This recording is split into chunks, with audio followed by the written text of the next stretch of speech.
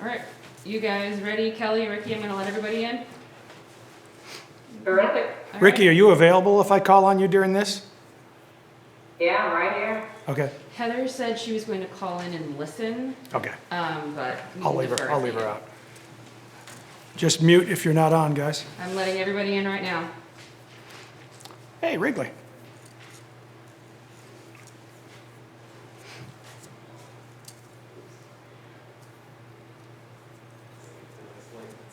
Am I looking at your camera? Oh, there you go. I was going to say. I need to see. No, I need to see whose camera I'm looking at.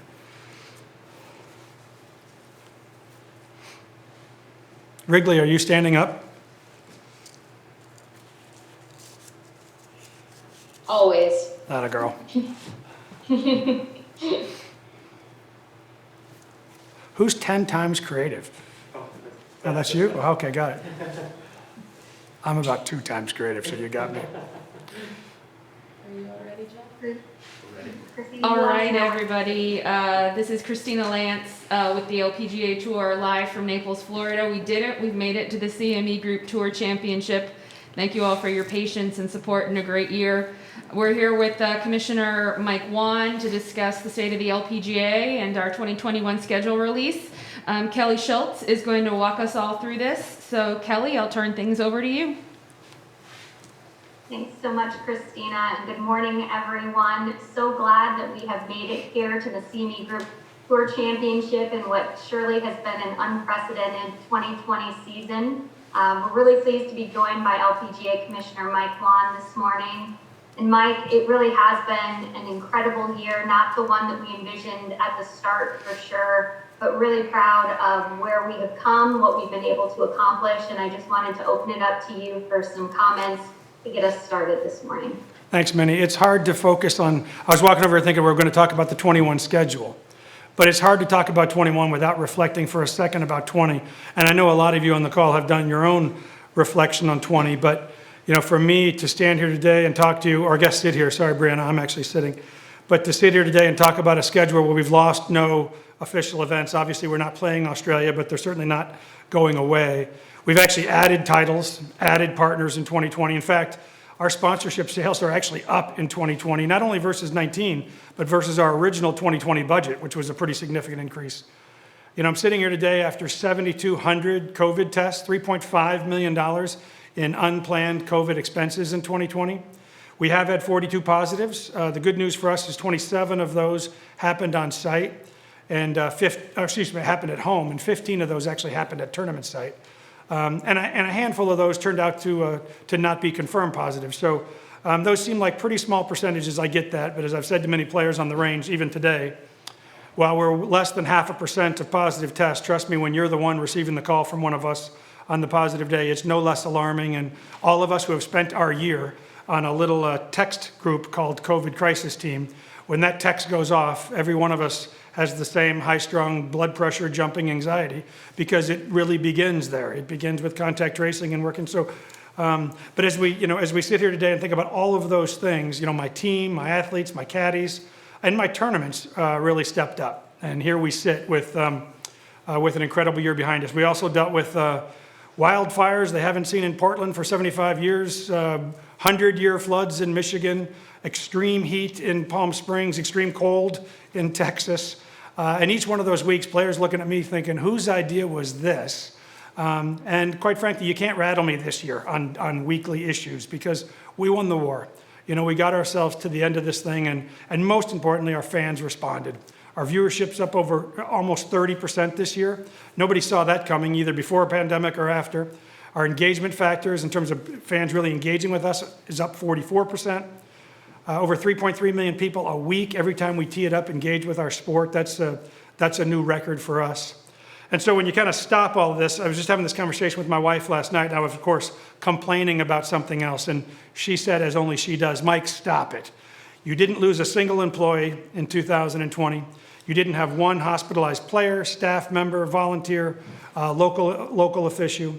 And you didn't leave one venue in a worse situation than before you got there. So Our ability to cross state lines and country lines have been proven in 20, and I'm really proud of the fact that regardless of how good the news is for 21, I think the biggest accomplishment today we all need to high five and recognize is that a group of about 130 staff members figured out a pandemic nobody knew anything about in January of last year and got us here safely. And I'm proud of what our tournaments have done, what our staff has done, and how we got through this as a team. And we'll start 21 with the same staff we started 2020 with, and I'm really proud of that as their leader. Mike, can you talk a little bit about personally just how difficult this year has been being a leader? I mean, you've been in that position many times before, but this provided some new challenges, and how were you able personally to get through this? Yeah, it's been the most anxiety-ridden, sometimes frustrating, oftentimes embarrassing, because you're every day, every morning started with the same set of emails and calls from different people, and everybody had the same kind of fears and concerns. And I really, a lot of times you're on one of these Zoom calls and 15 faces are looking back at you like you're some expert in this, and I knew from the very beginning I wasn't. And what's really kind of happened over the last 6 months is they've stopped looking at me and I've started looking at them. So whether you're talking about Heather or Stacy or Roberta or, the list goes on and on of people that are sitting on the other side and guiding us through a pandemic that nobody knew anything about a while ago. I mean, I love Dr. Thomas, our chief medical advisor, before 2020. I'll never leave Dr. Thomas after 2020 in terms of how he's guided us through this season. And virtually every day, we've had some sort of contact tracing issue, home issue, somebody we're concerned about, somebody we're testing again. And all of those things have involved the same 20 people who have lived a pretty sleepless life. If my Whoop band taught me anything this year, it's that I'm desperately in need of some sleep in 2021. I don't know about the rest of you guys, but I mean, it's so frustrating. You wake up every morning and realize you're 2 hours short of what Whoop band thought you needed today. And so sooner or later, I assume it'll calibrate and just tell me that's your new reality. But yeah, it's been a tough year. But you go from incredibly overwhelmed to when you're in the moment of let's go figure it out. You got your head down and you're figuring it out, so you don't hear all the noise. You're just running to the end when you wake up incredibly proud. And I've said this to the board and I've said this to my team, but I'll say this to whoever's listening today. The best thing that came of 2020 for me is Mike Whan realized that the LPGA doesn't need Mike Whan to be their daily leader to be successful, because I shifted from being a daily leader to being a member of the team somewhere along summer of 2020. And it not only felt good, it was good for the company, it was good for the brand. And other people are leading the LPGA right now. And as a 55-year-old leader, that's easy to say. 35-year-old Mike Whan wouldn't have said that out loud. He would have known it, but he wouldn't have said it. But 55-year-old Mike Whan is really proud of the fact that this company is led by a lot more people than me. And most of the time, I'm along for the ride versus driving the car. Mike, this morning we were able to reveal the 2021 schedule, and you talked about it earlier, just about new partners, new titles, joining us along the way, the strength we've had from sponsors. Can you just talk a little bit about the 21 schedule and what are some of the highlights and what you're most proud of? Yeah, I think anybody who's in the professional sports business right now would tell you they know their customers now better than they did at the end of 2019. You may not like why you know them now, but you have spent a lot of time with all of your key customers, and I've certainly spent a lot of time with ours. I've learned more about their business, they've learned more about mine. And the fact that we're here talking about 34 events and over $76 million in purses is a testament to those relationships and those people really standing behind what they believed in before the pandemic and what they'll believe after. I'll tell you, Minnie, and to whoever else is listening, I really believe the current schedule release is somewhere between $2 and $4 million understated in terms of what we'll really play for in 2021. But we have a lot of things still to announce in January, February, and March of next year. And people want to make their own announcements about purse increases or new titles or new events. And I want them to be able to announce those on their own time. But the real fact of the matter is, if I'm being honest, and didn't expect to probably say this, but we plan to make this announcement in September 1st of 2020. We were going to announce the 21 schedule on September 1st. And in late August, in a board meeting, one of our board members said, "Show me plan B." And I said, "Well, what do you mean? What's plan B?" "Well, show me what you believe happens if this pandemic bleeds into Q1 or Q2 of 21. And it's kind of embarrassing to admit, but back in August, I just couldn't bring myself to think we'd still be dealing with this in January or February or March. So there wasn't a plan B, if I was being honest with you. So we started working on a plan B, and 15 days into working on a plan B, we realized it was really plan A, and that board member knew it and was just helping us wake up to it. And we started working on a schedule that you've seen now, which generally starts full field events at the end of February. We moved our big Asian swing of Thailand, Singapore, and China to early May versus middle of February, all in hopes that we can do better border crossing and vaccine answers are going to be more available at the time. And that may seem really simple to all of you, but I can promise you that when you move 6 or 7 tournaments, that means 6 or 7 other tournaments have to move, and TV schedules and corporate sales meetings and all kinds of things that don't work for the customer. So for the last 90 days, we've been scrambling to create Plan B, which is now what you're looking at, which is Plan A. And I'm really proud of it. You know, it does give us a chance to play our full year. You know and I know we're not done dealing with COVID challenges, but based on what we've come through in 20, we're not as threatened by those as we once were. And there's some new things in there too. There's new match play that you'll be hearing more about in January, moving Founders to outside New York with a new sponsor and a lot of new upgrades that you'll hear more about in Q1, and new co-sanctioned event with the men that will be playing in the summertime, and obviously moving Asia to later in the year. So there's a lot there to be excited about. And at the end of the day, I'm just excited to know that each year we've announced bigger and better. And this is a year in which 2 things are true. Golf won. All the viewership of golf is up and most other sports isn't. And women's sports won. And somebody told me the other day, you're probably riding those 2 waves. And the cockiness in me said, no, I think we're actually driving those 2 waves. I don't know if that's true, but I'm going to say that. If you want to quote me on that, that'd be just fine. I believe that we're a major part of those two waves, and I'm proud of that. And I'm proud of the team that made it possible. And I'm proud of the check writers that would have been very easily, just like the one behind me, that could have very easily said, see you in 22, and didn't, because they knew this was important to us, it was important to our players, and it's important to these fans that have followed this reconfigured 2020 season.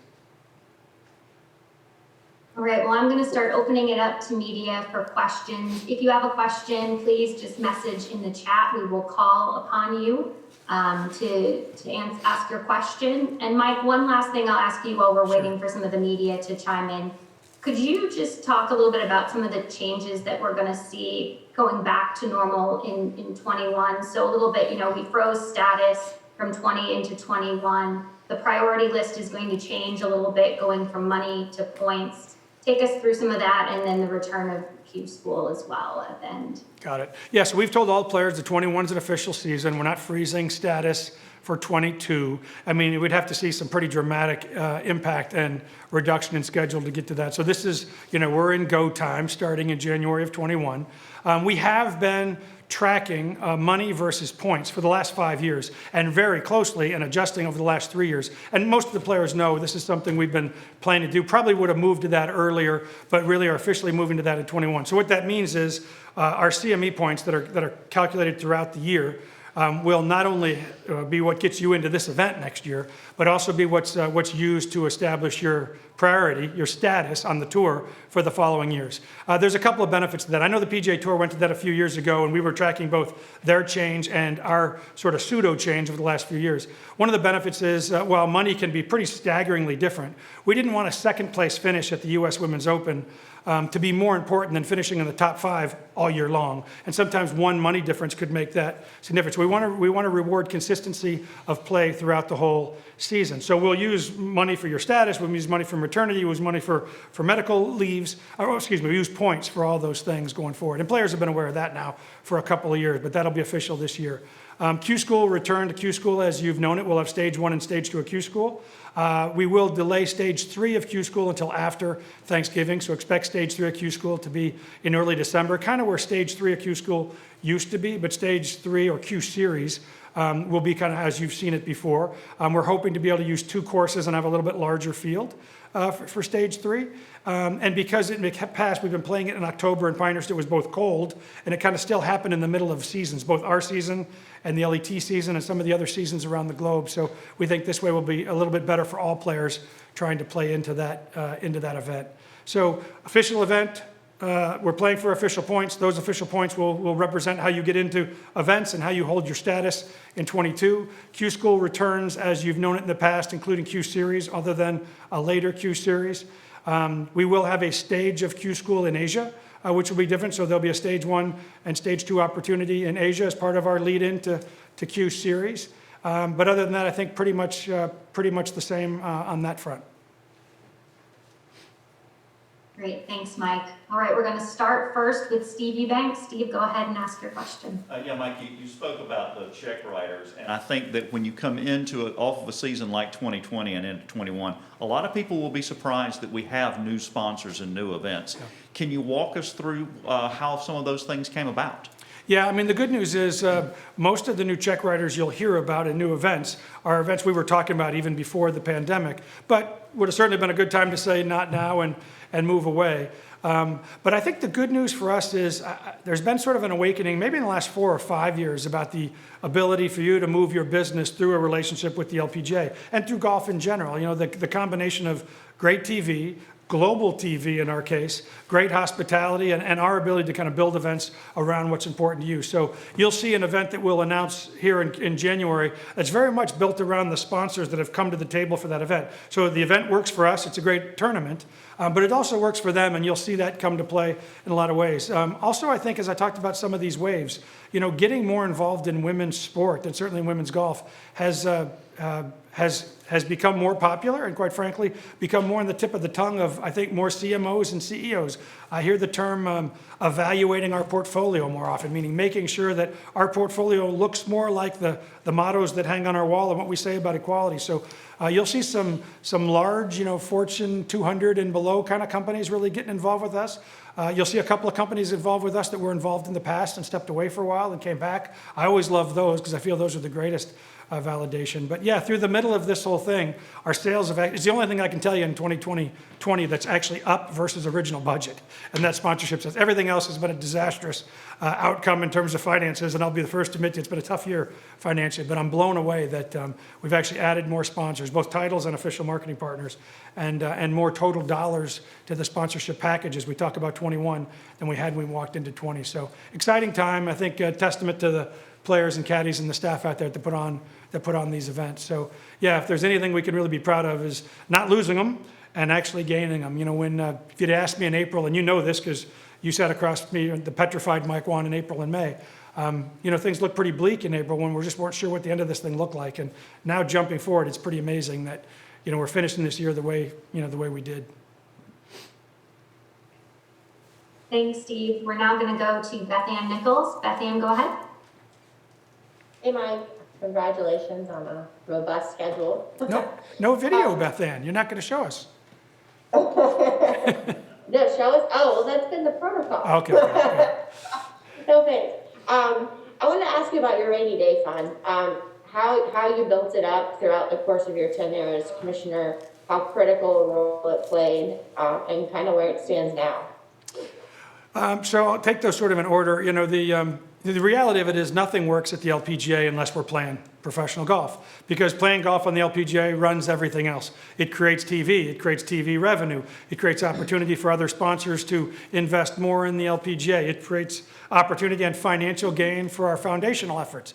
It gets more people interested in becoming LPGA teachers or amateur members or girls golf. So if you think about back, 11 years ago, we were playing 20 times, and usually 2 were always to be determined. So, playing about 20 times for $40 million. If you jump forward to playing 34 times for probably close to $80 million when this is all kind of said and done, all of those increases create a little bit better rainy day fund. Not because the tournaments really make money, but because the tournaments create revenue opportunity for everything else. So the good news is we were able to about, a little more than double what we had in savings over the last 10 years.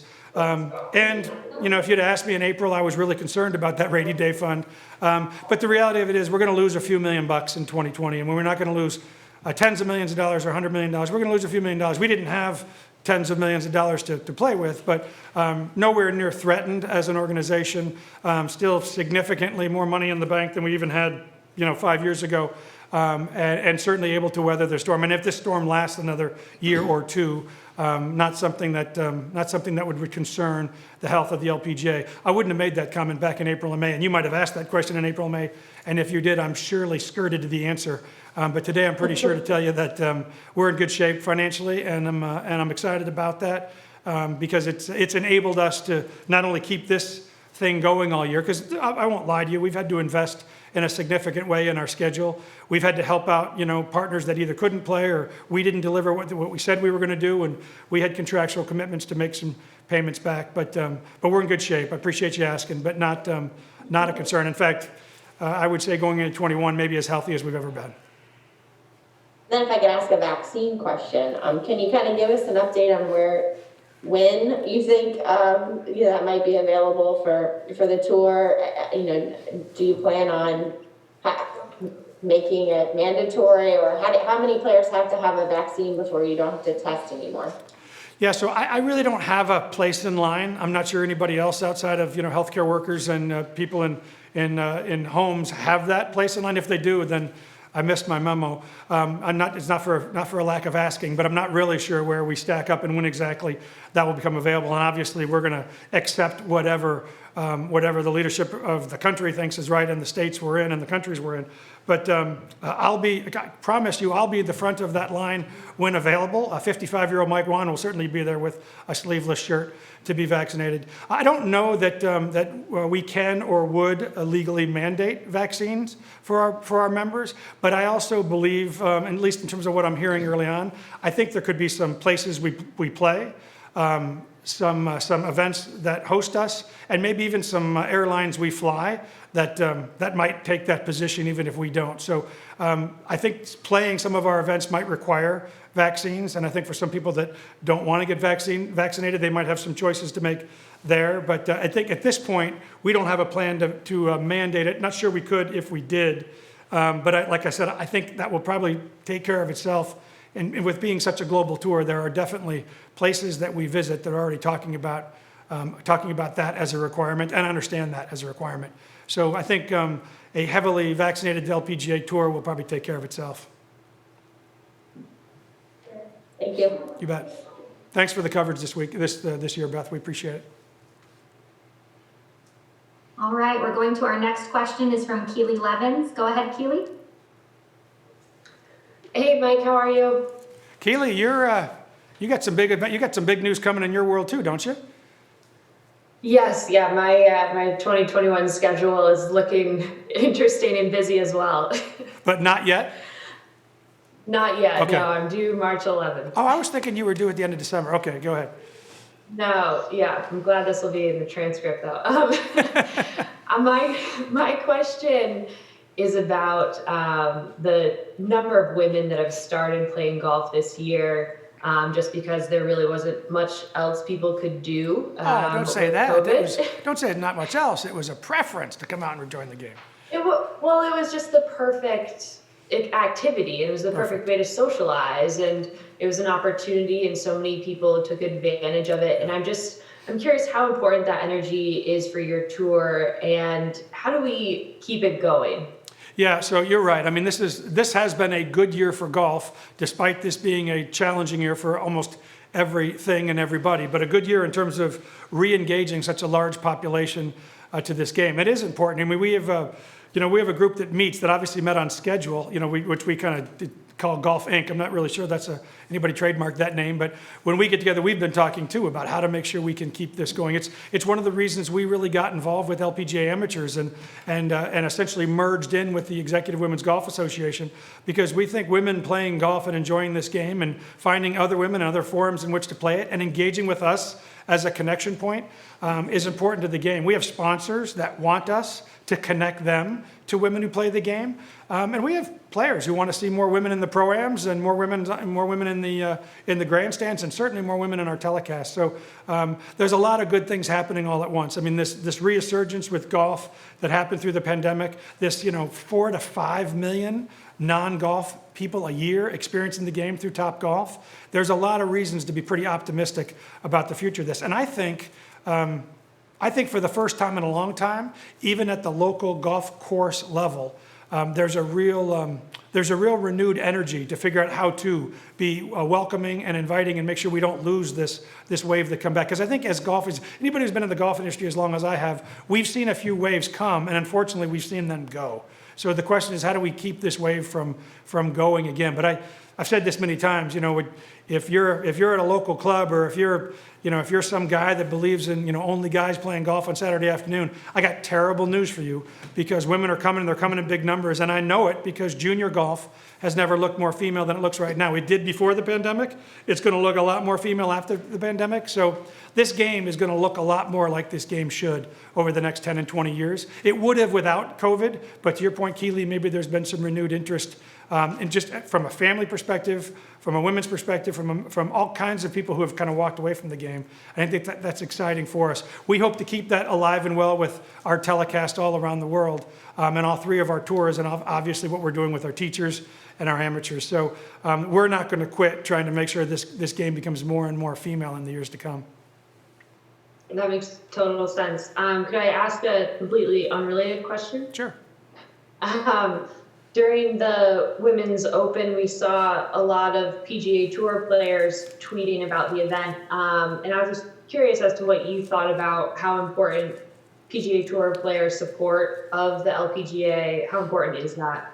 I think supporting athletes is important, period. I mean, I saw it at Rio Olympics. When I would sit in another athletic venue and watch athletes from other athletic venues coming to support these other athletes. I mean, it's, at the end of the day, if you're a professional athlete, you know how hard it is to be out here. You know how hard it is to stay out here. And you know what it's like when you're facing kind of a pinnacle moment in your career, like Sunday at a US Women's Open. So I think other athletes recognizing that, whether they're PGA Tour athletes, Olympic athletes, basketball players, baseball players, I don't think it really matters. I think it's just, I don't think anybody gets it more than a professional athlete, and how hard it is to do what it is these women do.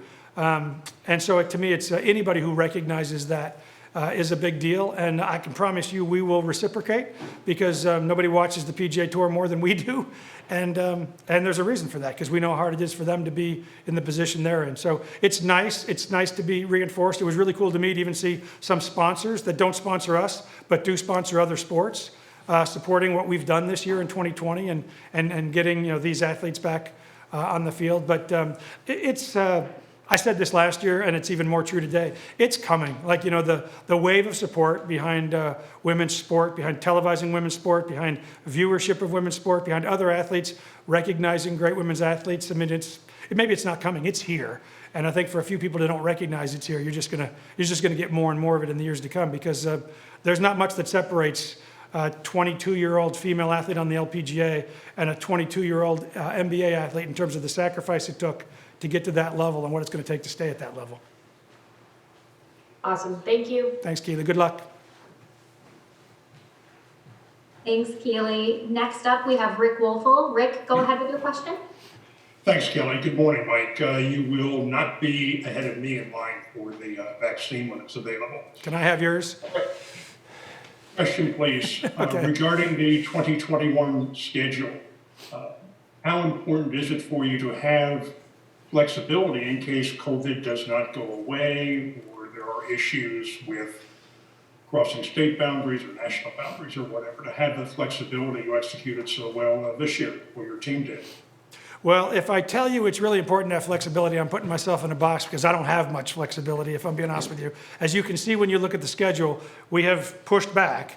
And typically we have, 6 or 7 off weeks throughout the season. But, once we head west, we take the Masters week off, and I think we take the week off after Solheim Cup, and that's it. That's my flexibility. Now, flexibility might come in the most unappreciated way, where we can't play an event and somebody else could play in that week where that person couldn't play. So, but I don't really have a lot of freedom of flexibility. Now, I would have told you a lot of the same thing in 2020. So, if we can't go play Asia, or if we can't go play Asia in the fall, or we can't cross borders to Canada or to Europe, then you end up getting flexibility the way you didn't want it. But the way our season is now, we feel like we feel fairly confident, especially even with some of the other countries we're talking to, that what we proved in 2020 makes people pretty confident about how we can and do play golf safely, not just for us, but for the markets we visit. So I feel pretty good about the schedule you're looking at. We're always going to have the challenge of crossing country borders and whether or not they feel comfortable, whether as it relates to quarantine time or not. But I think our testing bubble and our results are changing people's minds, and that's good for us. Now, what's going to happen in the virus in the different markets, including the different states we go to, and how that's going to change things, I don't know. But we certainly know we can play events without fans. We can play events with limited pro-ams, even in sort of the worst of times, as we're living in both Texas and Florida, and be just fine. So I have a lot of confidence there. But I'd be lying to you if I said we built in a ton of flexibility. We hope to not be playing golf on December 20th next year. We didn't build a plan for that. But we, you know, as I've told most players, you're going to be tired. You're going to skip some events you probably didn't normally skip because we're going to be pretty deep into the year. But you're going to have a lot of options, and you're going to have a lot of chances to play this year.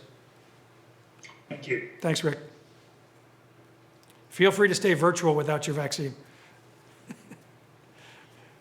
All right, our next question comes from Reiko Takikawa. Reiko, go ahead. Hi, Mike. Hey, Reiko, how you been? I've been very good. I'm here, actually. I just want to ask about the Tokyo Olympic. What's your think at this point and it's going to be doing? And as I see the schedule, it's kind of between in the Europe schedule, series of schedules. So, isn't it going to be? What's your thought at this point? Yeah, Reiko, I was on a conference call with the IOC president probably 2 weeks ago, might have been three, I think about 2 weeks ago. And he could not have been more emphatic that I will see you in Tokyo in summer of 21. So I would be shocked if we don't play the Olympics next summer. They are moving forward, all systems go. And I think based on what sport has proven across sports, not just golf, I'd expect to see that too. Exactly where we are with fans at each of these sporting events will probably be real contingent on what happens with vaccines and virus numbers. But I'd really be surprised. And we asked because obviously it was a golf group meeting. All of us have schedules to control. So are we going to Japan? And there was I would say there was not little, but no doubt in that conversation that we'll be going to Japan. So short of something nobody sees currently, I'd expect the Olympics to happen as scheduled. Wouldn't be totally surprised if vaccines were required in Japan, but that wasn't discussed. But wouldn't be totally surprised. But it's but I think you could, if you have a flight scheduled for Japan, I wouldn't Okay. I wouldn't cancel it. All right. Thank you. You bet. Thanks, Reiko.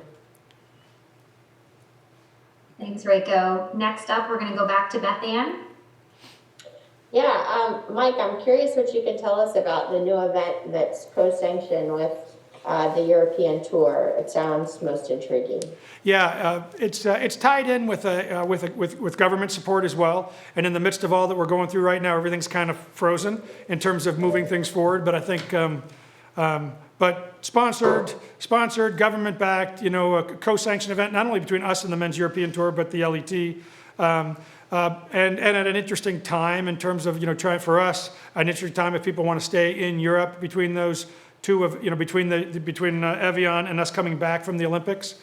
So it works for us on a lot of fronts, and we'll work long-term for that. The rest of it, I owe it to them to be able to tell you about all the specifics, but a fun event for us, a unique time event for us, a new location for us. So it'd be cool on a lot of fronts, and I think pretty much done. I mean, all the hard work is done, but not ready to announce yet. And what's your best case scenario hope for when fans will return in 2021? It really depends on what happens vaccine-wise. I mean, I would really hope that we would have fans when we head west. Right now, to say that about California probably seems crazy. But, think about how long ago September feels to you versus now. So in this stuff, so much changes in 3 months. Not planning, we will have people on site at Diamond Resorts. We'll have Diamond Resorts customers, and that'll be, 1,900 people. Now, they'll be the same people every day. They'll be tested throughout that process. So we'll actually see people on the rope line for the first time, in January. Probably will not have fans in our first two events in Florida. But then after the couple weeks break and we head out west, we're hoping to have fans on the West Coast. Again, can't imagine that today probably, but again, March is a long time. And I'm hoping by that time, at least we're having some sort of limited footprint. We're really not afraid of a limited footprint on a golf course. It's 6 miles of space. If you want 6 feet of space, there's no greater place to find it than on a golf course. And with rope lines, we can sort of keep you and the bubble separated. But that's really a local, both sponsor and local health authority call. But it's not something we're not requiring you not to have a small footprint of fans. It's just in most cases, they're just not ready for it yet. Thank you. Thank you. Well, thank you to all the media for all the questions, for all the coverage this year. And Mike, I wanted to go back to you just one last time for some final thoughts. This really has been a year where I think we all end it with a great deal of appreciation, celebration, excitement for what's to come. But what's going to be kind of your final thought when you look back at 2020, and what are you going to be thinking about as you head into the holidays now? You know, the truth is, we're safer than I thought we'd be. We're stronger than I thought we'd be, and the whole team is together. Both you, who cover us, my players who play, and the staff who covers it. And if you could have told me any of that in May, I not only wouldn't have believed it, I would have thought that you were nuts and I needed to tell you more about what we were facing. So the fact that my team got not only us there, but got me there is a pretty exciting time. And I know that for all of you that cover us, and all the people who read what you both write and broadcast, this hasn't been an easy year for you either. So, supporting us and the brands that support us, it matters. I realize that there's bigger problems in the world than how many times the LPGA plays and what's our TV or purse schedule look like. I don't want to belittle things. That obviously is something we spend way too much time laying awake at night worrying about. And in the current world, that probably doesn't classify as real problems. But for all of you that have gone through your own challenges in life and changes in life, thank you for finding a way to continue to cover us, continue to support us, on occasion hop on a plane, which for most of your neighbors seems crazy, but for us just seems like Tuesday. And so thanks. We hope to make sure that we're still a brand and a tour and a team that you can be proud of. We've been pretty nasty this year. If you've lost a bracelet, you have experienced our nastiness, and you've probably said to yourself, that was just a bracelet, why is the big deal? But in trying to keep people safe, we've probably been a little over the top, and I'm really proud of the over the topness. Even when players and caddies and fans have been screaming at me, in my own mind, I'm thinking, I hear you, but I don't care, not currently. I'll care later when we get through this. So I just want to say thanks. A lot of you have sacrificed a lot in your personal life and in your business life to keep making this a reality. And please know that it hasn't gone unnoticed. And we'll do our best to make you proud of us in the year to come. Thank you, Mike. Thank you again to our entire media crew for all you've done. I know it's very close to Christmas. We normally don't play this late. And we appreciate all of you that are here on site, here with us, telling the stories, helping to continue us to deliver opportunities for our players. And we truly appreciate you, wishing you the best this holiday season. And we look forward to seeing you at Diamond Resorts and enjoying the rest of this weekend when we get to crown the next Race to the CME Globe champion. So appreciate you all, and we'll talk to you all soon. Thank you, Minnie.